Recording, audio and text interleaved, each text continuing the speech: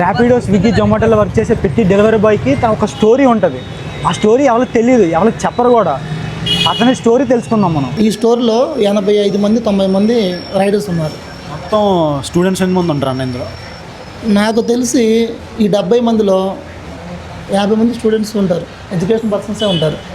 ఈ సిస్టమ్ ముందు చూసావు, ఈ సిస్టమ్ ఇది నాకేం నచ్చలేదు సార్. మనకి ఎందుకు సార్ ఈ సిస్టమ్ లాట్ గురించి?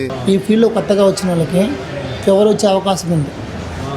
ఈ ఫీల్డ్లో 18 గంటలు ఒక బండి మీద నిలబడి ఒక మనిషి చేయాలంటే ఆ వేడికి ఖచ్చితంగా పెయిన్స్ వస్తాయి, బాడీ పెయిన్స్ ఉంటాయి, బ్యాక్ పెయిన్ వస్తుంది.